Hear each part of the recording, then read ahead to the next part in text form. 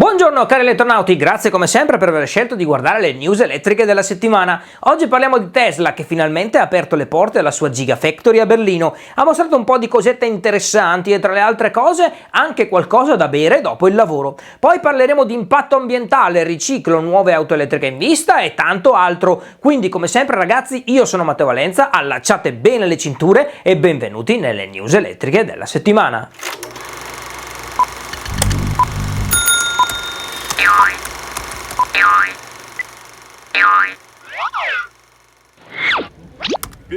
Era parecchio tempo che lo aspettavamo, ma finalmente Elon Musk ha aperto le porte della sua Gigafactory a Berlino. Lo scorso sabato, infatti, 9.000 fortunati hanno potuto partecipare alla Gigafest, una festa che ha organizzato Tesla per rompere il ghiaccio e inaugurare appunto la nuova fabbrica. Grazie alle immagini trapelate in rete abbiamo potuto vedere parti di telaio, scocche, interni, robot al lavoro in catena di montaggio ed anche le imponenti ed italiane Gigapress, quelle enormi presse prodotte in Italia dalla Hydra, che Tesla utilizza per stampare parti di telaio senza l'ausilio di saldature, una grossa novità per tutto il mondo automotive. E a questa novità si aggiungerà presto anche l'arrivo del nuovo pacco batteria strutturale, creato con le nuove celle al litio 4680, più grandi delle precedenti e con densità energetica maggiore. Per Tesla quindi si prospetta un grandissimo vantaggio rispetto a tutti gli altri automaker, perché avere solo 3 pezzi che formano il telaio sarà decisamente più facile, sia da costruire che da assemblare, ed oltretutto anche più sicuro.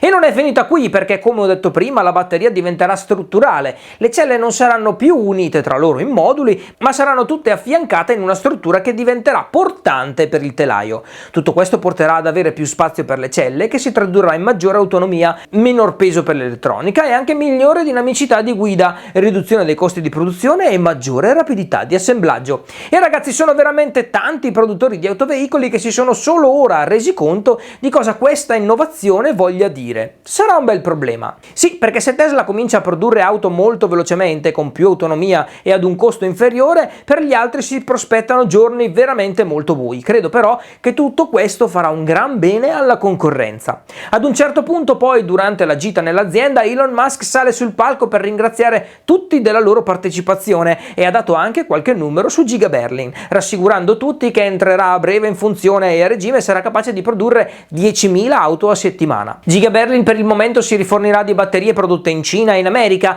ma ha già presentato un piano per investire altri 5 miliardi di euro in un impianto di produzione di batterie proprio accanto al sito di produzione e dovrebbe avere una capacità di 50 gigawattora all'anno.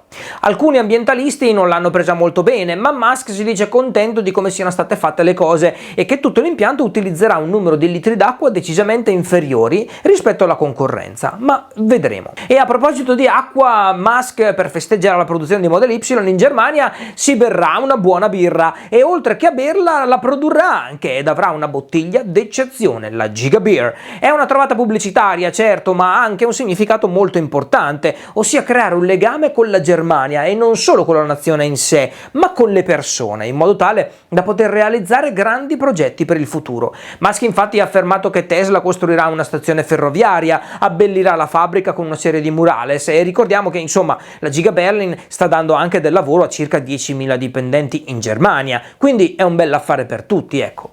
E a proposito di affari, guardate che cosa mi è capitato di trovare quest'oggi: Geometry EX3, l'ennesimo SUV compatto cinese. Voi direte effettivamente è così, ma questo ha una marcia in più perché costerà infatti solo 8.000 euro. Potrebbe sembrare forse una Dacia Spring, ma avrà circa il doppio dei cavalli, 95 per l'esattezza, e ben 180 Nm di coppia con una batteria da 37 kWh e un'autonomia di 320 km. Chissà io quanti ne riuscirei a fare in uno dei miei famosissimi test. E sempre parlando di auto elettriche a basso costo, ecco a voi la britannica MG5 che costerà meno di 30.000 euro. Avrà una batteria da 51 o 61 kWh, trazione posteriore con 180 cavalli di potenza, ma se volete spenderne altri 10.000 invece avrete 3 motori e un pacco batteria da 70 kWh ed entrambe le versioni supporteranno il vehicle to load fino a 2,5 kW. E parliamo sempre di SUV, ragazzi, non ne posso più. Comunque, Genesis, il gruppo Hyundai ha presentato il GV60. L'auto sarà basata sulla piattaforma IGMP ormai ampiamente utilizzata, come ad esempio da Ioniq 5, e prometterà una batteria da 77 kWh, un'autonomia fino a 450 km, un motore da 480 cavalli e 700 Nm di coppia. Arriverà nel 2022. Una cosa però mi lascia un po' perplesso e stupito al contempo. Quest'auto avrà la capacità di ricaricarsi wireless, quindi senza fili, e arriverà probabilmente fino a 11 kW. Io non so, vedo poco green questa cosa. Già, diciamo che ogni volta che ricarichiamo l'auto c'è della dispersione di corrente, quindi con il cavo.